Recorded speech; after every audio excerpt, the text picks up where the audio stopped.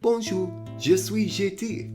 Je ne suis certainement pas de Paris en Dillon, mais voici quoi mémoire attentive de langue. I got the privilege to go study out of a small discipleship program, which means I'd be traveling and staying in Europe for 2 whole months. Someone I knew actually recommended this opportunity to me, and after giving it a little bit of thought, I immediately applied. Once I did, I got an interview, and not long after the interview, I made it into the program. A quick shout out to all the memories that didn't make it into this video, and there is a lot of them. May you find peace in a future sequel, hopefully. Now, the plane wouldn't be leaving till the next year, and in the meantime, I excitedly was researching what kind of suitcase I would need, how to pack, stuff like that for travel. When the next year came around, it was weeks away from my flight, and I was so ready, except that I found out this year had different plans. So I wouldn't even be let in the country. So this trip I described to you never actually happened.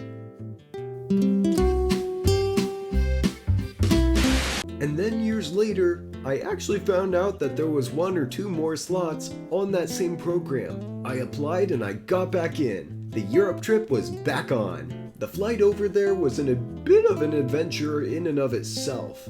I had a seat next to a fellow classmate, and usually I don't care way too much about who sits next to me on the plane, but it was nice to have someone reliable, and it wasn't going to be a short flight, so this was definitely the preference. Except for the fact that her connecting flight was super delayed, and it was so delayed that it would be arriving the time that our plane was departing for Paris.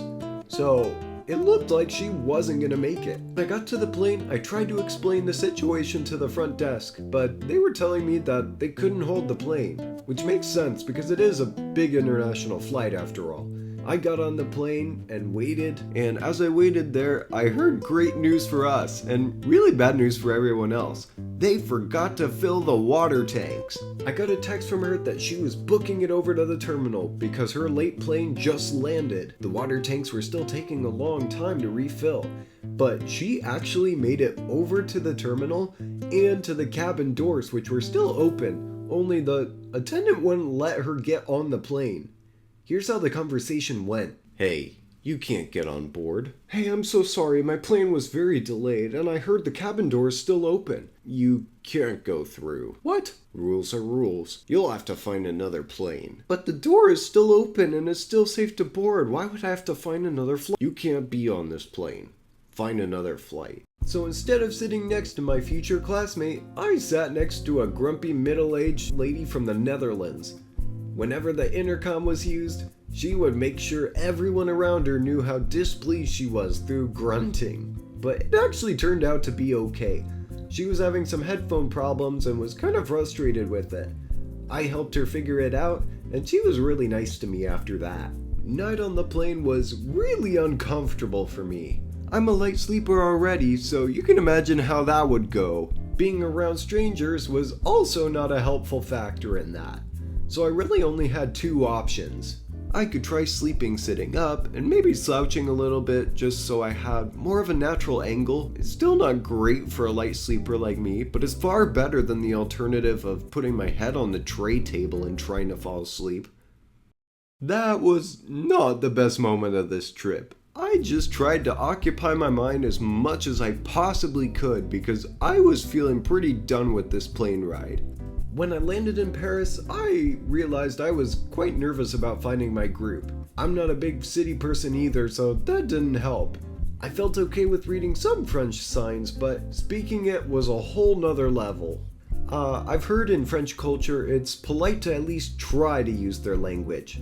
Thankfully, I came prepared because I knew I was going to be in France for more than half the trip, so I did take some time to learn the language. A little bird helped teach me a little bit when he wasn't busy threatening me over not learning the language and holding my family hostage, which was interesting. Well, they say that fear is a great motivator and a terrible driver, which is certainly true in the case of this little bird. Do you even have your license? I ended up learning a lot more from watching French TV shows, It helped me get a good idea of pronunciation and how you say things in the culture. Anyways, even though I knew a little French, I was still hesitant to speak it, and I was afraid that people would burn me at the stake for my pronunciation. Je parle français?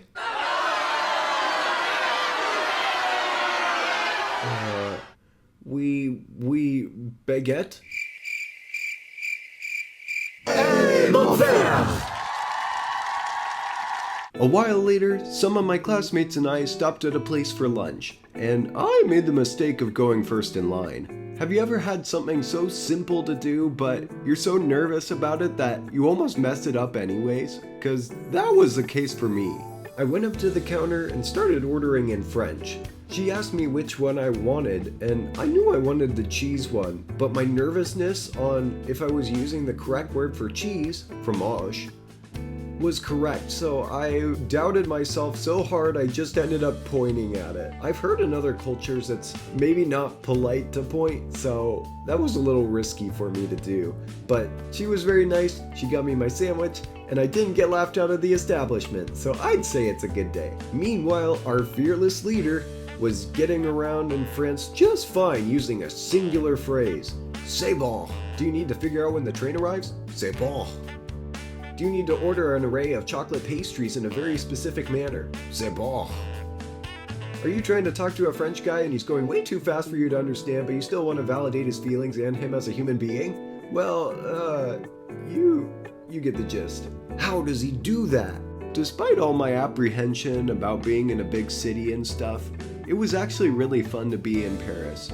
But I'm also glad that it was a short-lived part of my trip. After Paris, we visited so many cool locations, including Minas Tirith, although it had a lot more water than I remember in the movies.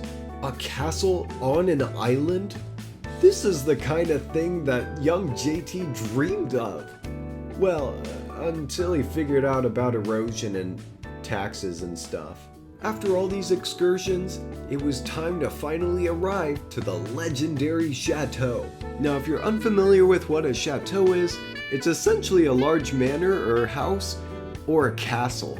A castle that's been around longer than the United States has actually been a thing.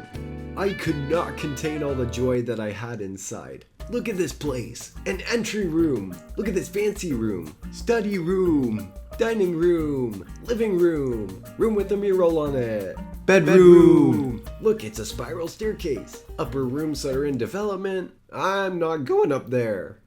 The spiders will get me. I honestly thought that this high class of living was going to kind of ostracize me from the experience. It's just really foreign to me.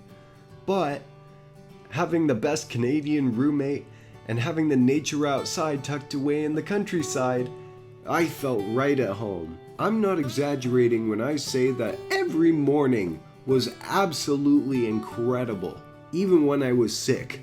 I'm an early bird, so I'll be up before the rest of the world. It's a great time for me to go out and just sit amongst the trees and just reflect and pause for a moment. Even all the way over in France, it kinda actually reminded me of the place I grew up. And then it was finally time for normal people to wake up. And so one of my classmates would be ready to go on a run. I decided to join her, being the athletic person I am. I didn't expect the kind of mileage she was running and barely finished her workouts. Oh man, long distance people. Similar to the chateau, this is a one-of-a-kind running experience. You're starting to measure your run not by kilometers or my American standards, but by how many castles you've passed. After we got back inside, it was the most holy hour created by Om. Our designated croissant man would go out to the local bakery and get all the goods. He would come back and, oh boy, it was glorious. Oh, I guess there was cereal too, but I don't know, I just wasn't a fan of ants. And then it got so much better than that. Well, or worse, depending on how you look at the situation. The chateau had neighbors who just so happened to produce a very renowned apple juice. And I'm not addicted, I'm fine. I have it all under control and I can stop when I want. 2 hours later. Hi, I'm JT. Hi, JT. I have a crippling addiction to apple juice. Same. Oh, amen, brother. During the day, we spent a lot of time reading and studying and in discussion with each other. That stuff was so good, but it was also pretty taxing on the brain. So to relieve our frontal cortex, we had this French tradition that we partook in called pause gourmand. I think I'm pronouncing that right.